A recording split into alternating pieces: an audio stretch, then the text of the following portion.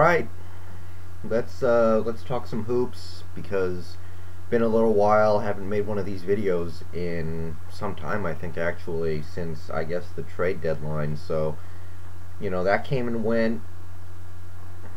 I think I pretty much talked about everything I needed to talk about regarding the deadline. Obviously, the Celtics did, in fact, get Nate Robinson. The Cavs got Jameson.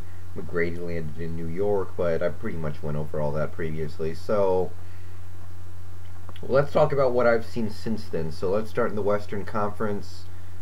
I was keeping track of Dallas playing Phoenix about a week ago.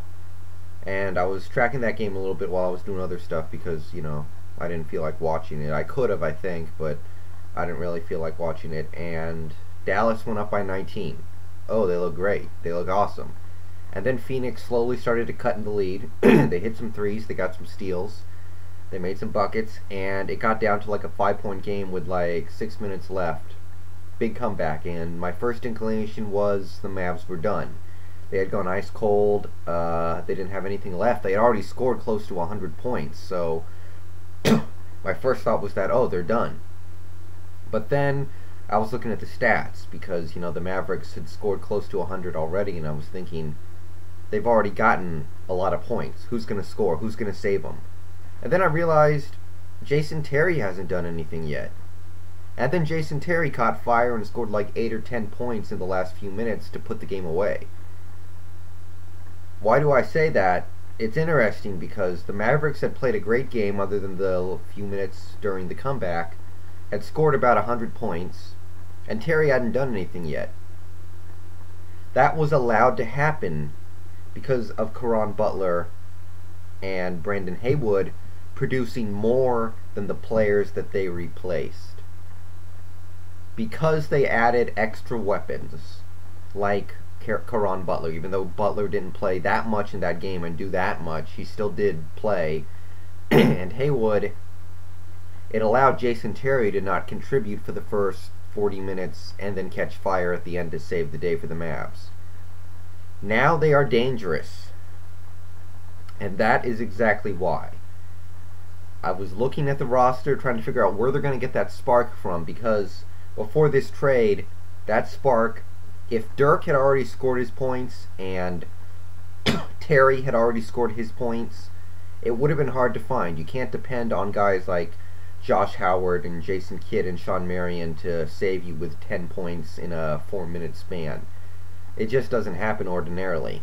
But because they had traded for Caron Butler and Brandon Haywood, they had those extra weapons. And that is why I'm really looking for them to possibly go to the conference finals. I think I like them a little more than Utah and Denver, although Utah is obviously playing very good right now. So Dallas, that's one thing I wanted to touch on. Oklahoma City. I don't think we're talking enough about the Kevin Durant thing. Let me look it up, but it's crazy. More people should be talking about this. 30 points, 7.5 boards, 3 assists, steal and a half, a block, 48% from the field, 38% from the arc, 88% from the line, and he's 21 years old. This is crazy. He's already establishing a pace to become the greatest scorer of all time, and he's only 21, and things are going to happen, but it's hard to remember seeing somebody score this much from the small forward position. More people should be talking about this guy. He's got these Thunder in a 5 seed. And look at their roster. You got Russell Westbrook and Jeff Green. Those guys are good players, but at the same time, that's not a team you can depend on to get points every night. Durant has to carry them every night knowing that he's the only guy who is completely reliable to show up. I mean, Russell Westbrook can't shoot. He's liable to have games where he's scoring like 7 points. Jeff Green, he's a good player, but you don't quite completely know he's going to show up from night to night. So we should make a bigger deal about what Durant's doing this year. It's crazy. And I'm going to keep an eye on him as the season goes along because he's got a ridiculous 25-point game streak of like 26 games. So keep an eye on this one. Spurs. They didn't make a move at the deadline. They did trade Theo Ratliff, but whatever, right? It was a complete salary dump, draft pick thing. I don't even know what they got, but what they got doesn't mean a damn thing right now. And to me, that is a sign of surrender. To me, this is the Spurs saying, you know, we invested a lot in this season. We took on the bad Richard Jefferson contract. We took on the terrible Antonio McDyess contract because we thought, well, if we win a championship, it's going to be worth it. And this team isn't going to win a championship, so we're just going to cut our losses and accept it. And next year, maybe they can trade Richard Jefferson and Tony Parker for, I don't know, maybe Chris Bosh, maybe a top-tier free agent, something like that. Because, you know, next year Richard Jefferson and Tony Parker become very tradable because they'll be expirings. But to me, that was a sign of surrender from them. They're in the 7th seed. They have a 1-game lead on Portland and a 2-game lead on New Orleans. Portland is getting Brandon Roy back. Eventually, New Orleans will get Chris Paul back. San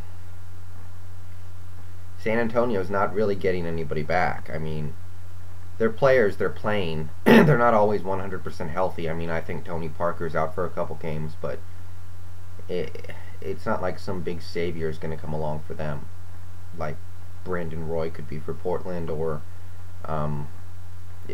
Chris Paul could be for New Orleans. So to me, that's a sign of surrender. Looking at the East, Cleveland's lost 3 in a row now. I don't think it has anything to do with the Jameson deal. Obviously, the game against Orlando, LeBron went cold in the 4th quarter. He kept trying to throw up 3-pointers to save the day, and they weren't going down. I thought Jameson actually played awesome in the Orlando game, although, you know, he needs to find some way to impact the game on defense because it completely ruins the general atmosphere in Cleveland of being a bunch of guys who know how to play good team defense and get it done that way, and you can't just try and sleepwalk through things like that. So they do need to figure that out, but I think it'll work out eventually. Mo Williams is back. Hopefully in a couple games he'll be 100% of the way back. I don't know what's going on with Delonte West, but if he can make an impact before the year is out, that would be huge because he's been sporadic all year. And I think that's going to be fine for the most part. They have a big cushion. The Lakers and Cavs both have a 5-game cushion in their conferences, so there's time to resolve things. What else?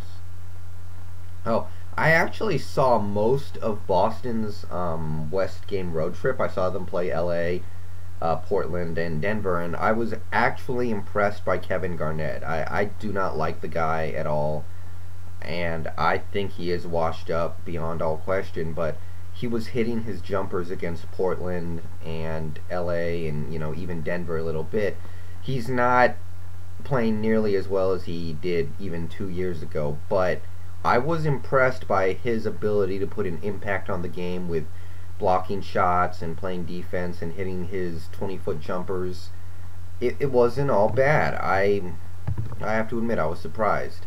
So it's a little something to watch out for because, you know, obviously they had a good Western road trip, 3-1, including wins over LA and Portland. Although that Portland game, I saw that and that was a complete embarrassment. I'm not totally sure what to say about a game like that.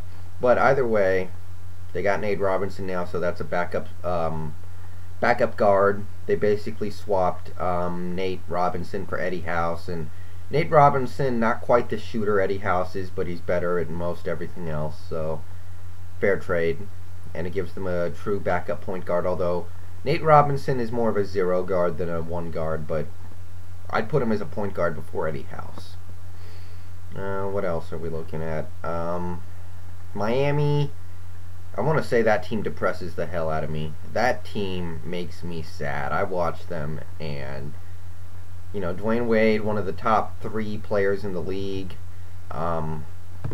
Beasley, I actually think's been playing all right this year. I do like Beasley a little bit, but that team is just so lifeless and bland. They can't depend on anybody on that team except for really Wade to produce night to night. They depend on Jermaine O'Neal playing well. They need guys like Rafer Alston and Mario Chalmers to hit shots, which is a total disaster. I just want to say, that team makes me sick. I can't stand it. I just wanted to say it that, frankly, at this point, I don't know why Wade would want to stay. I want him to stay, I do, but I don't see why he would. Alright, that's good.